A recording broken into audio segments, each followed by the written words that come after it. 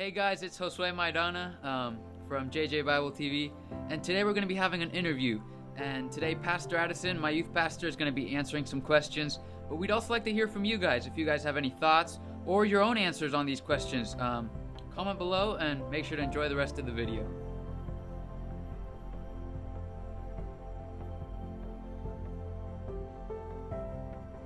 Alright, hi guys, it's Josue Maidana, and I'm back here with JJ Bible TV.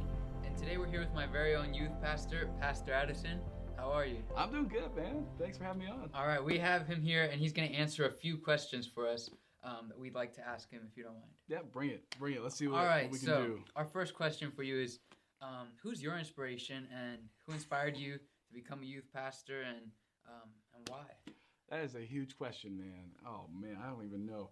I have, my biblical inspiration would be the Apostle Paul. Right? I love the Apostle Paul, and he is my biblical inspiration, my role model that I look to for ministry. But I guess if we were to talk about real life, it'd have to be my dad, just the way he's been faithful. And what really got me through my time of agnosticism was knowing that he truly believed, right? What he said he believed. And the way he showed that was he acted it. Everything that he said he believed, he lived. He led by example. Right, that's exactly right. And so that's one thing that helped me. I was like, man, I know there's something to this. I don't know exactly what. I don't know if it's intellectually right or not. But just seeing his example, I knew he believed what he said. And so I wanted to check into it more and really make sure, is this the truth or is it not the truth? So that's how I would answer who my inspiration is. All right, well, that's good. I think that in life when we see somebody who not only tells us what to do, but we can also follow their example. That's a great time. The second question that we had for you was, what does the Bible say about friendship? And then how does that apply to teens, and how can they use that in their lives?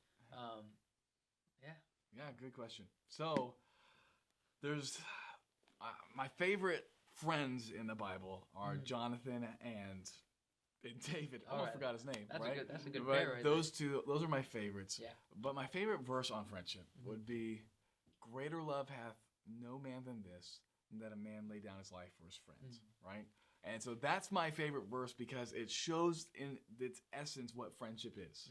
And friendship there, it says, there's no greater love. There's nothing greater you can do for your friend than give up your own life. Yeah. And so I guess friendship is, I'm willing to sacrifice so that you can have better, And that was the ultimate. If you give up your entire life for your friend, you die. And that's the ultimate sign of friendship. That's just like how we see Jesus. Exactly. How he died on the cross for us. Exactly. So he is our best friend. And even when he was talking, to the religious leaders, he said, what are the two greatest rules? Love God with all your heart, soul, mind. Love your neighbor as yourself. And then they said, who's our neighbor? The story goes into? The Good Samaritan. Yeah. The Good Samaritan. You know what? What does the Good Samaritan do? He goes and he helps. He sacrifices. For the person that he finds that is in need. That is in need. Yeah. That is the true sign of friendship. That's the true sign of love. It's just saying, hey, this person's in need. I'm going to self-sacrifice. Yeah. I'm going to stop my schedule. I'm going to sacrifice my money. And I'm going to give up my time and effort for somebody else. And so that's what I would say the biblical role model of friendship is that self-sacrifice. Yeah. And then how could you use it? How could I use it? Is at school, you see somebody that needs something. Maybe it's a lunch or something. You have it. Are you willing to self-sacrifice? That's friendship. It doesn't matter if you know them or not. That's showing. That's being friendly. A man that hath friends must show himself friendly. And so that would be my answer there. Wow. Does that work? That's a great answer. Okay. That models friendship perfectly from what the Bible says. All right, and so our final question for you is a big question. Okay, bring it. But it is what is the biggest challenge? The biggest challenge that you think that teenagers today are facing in high school? 2019 high school. What do you think is the biggest challenge? That's a big question because there's so much. Right? Yeah, there's so much that's going on. Endless topics. But one thing I do want to say is that some people think that it's hopeless, right, for teens. It's like, there's too much. There's just too much going on. But that's not true. You can still stay strong as a teenager today. But I guess the biggest thing I would say would be the assurance, I guess knowing why they believe what they believe, right?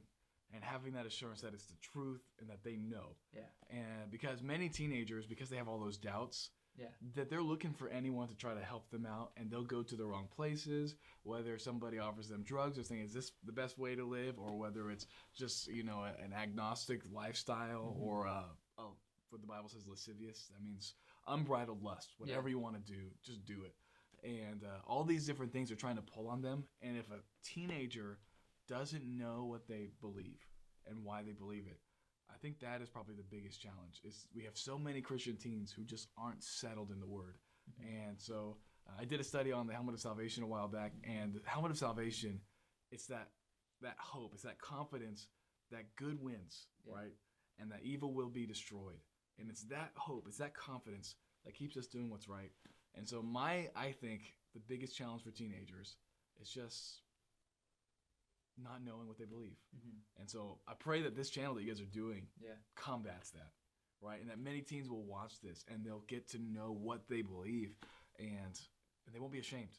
And when those things come, those fiery darts, they're going to stay faithful because they know what they believe and why they believe it.